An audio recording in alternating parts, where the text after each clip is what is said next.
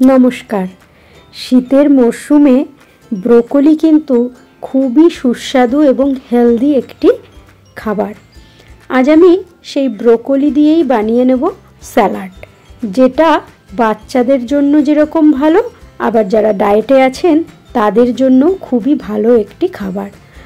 তো আসুন দেখে নিই আমি কিভাবে এই স্যালাডটা বানাচ্ছি। ব্রোকলিগুলোকে ছোট সাইজ করে কেটে নেব।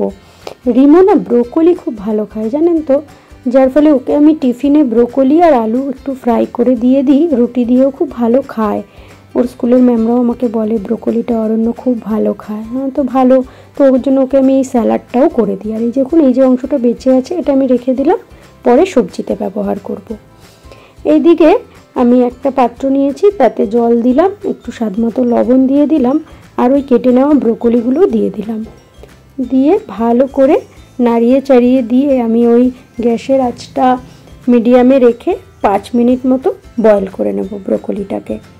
দেখুন 5 মিনিট পর ব্রোকলির কালারটা পুরো ডিপ গ্রিন হয়ে গেছে, দেখেই মনে হচ্ছে বয়েলটা খুব ভালো মতো হয়েছে। যাই হোক, এবার আমি গ্যাসের ফ্লেমটা বন্ধ করে দিলাম। এবারে একটা কড়াই নিয়েছি, তাতে 1 চামচ মতো বাটার দেব। বাটারটা সম্পূর্ণ গলে গেলে আমি ওই বয়েল করে রাখা ব্রোকলিটা এই বাটারের মধ্যে দিয়ে দেব। ব্রোকলিটা থেকে কিন্তু আমি জলটা ঝরিয়ে নিয়েছিলাম। এবারে ব্রোকলিটার সাথে বাটারটাকে খুব ভালো করে মিশিয়ে নেব।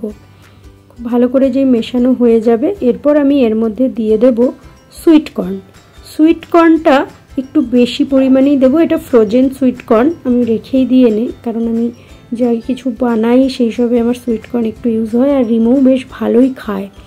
তো যাই হোক, একটু বেশি পরিমাণেই দিলাম আমি সুইট কর্নটা, কালারটাও দেখতে খুব ভালো আসছে, দেখুন ভালো লাগছে। এবারে এটাকে ভালো করে মিশিয়ে দেব ব্রোকলি, সুইট কর্ন আর বাটার।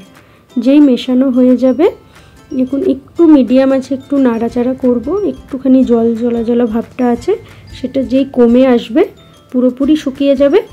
আর স্বাদমতো একটু লবণ দেব, সাথে দেব সামান্য পরিমাণে ব্ল্যাক পেপার, ব্যাস। আর যারা একটু ফ্লেভার চেঞ্জ করতে চান তারা চিলি ফ্লেক্স দিতে পারেন, আমি দিইনি। দেখুন জলটা পুরো শুকিয়ে গেছে, ড্রাই হয়ে যাচ্ছে একদম। এবারে আমি আর বেশিক্ষণ এটাকে নাড়াচাড়া গ্যাসে করব না, গ্যাসের ফ্লেমটাকে আমি এবার বন্ধ করে দিচ্ছি।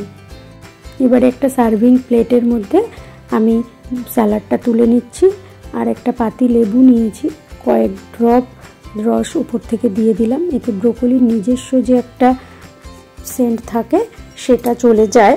আর একটু চাট মশলাও ছিটিয়ে দিচ্ছি ওপর থেকে, তাতে টেস্টটাও বেশ চটপটা হয়ে যায়।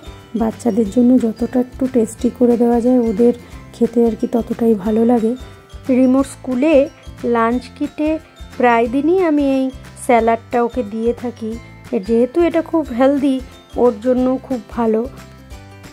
আর যারা ওয়েট লস করছেন বা ভাবছেন করবেন, তারা কিন্তু তাদের ডায়েটে অবশ্যই এই রেসিপিটা রাখবেন। আমার মনে হয় তাদের জন্য এটা খুবই অ্যাপ্রোপ্রিয়েট হবে। দেখতেও না খুব ভালো লাগে এটা।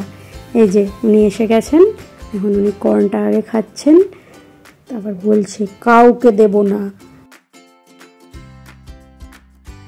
দেখলেন তো কতটা অল্প সময়ের মধ্যে আর কত কম জিনিস দিয়ে এরকম একটা সুস্বাদু হেলদি খাবার বানিয়ে নেওয়া যায়। আপনারাও বাড়িতে ট্রাই করুন। বাচ্চা থাকলে বাড়িতে অবশ্যই তাদেরকে দিন, আর আমাকে অবশ্যই জানান কমেন্ট বক্সের মাধ্যমে আপনাদের কেমন লাগলো। আমার চ্যানেল পাঁচফোড়নকে লাইক, শেয়ার, সাবস্ক্রাইব করতে থাকুন। আজ চলি, টাটা, সবাই ভালো থাকবেন।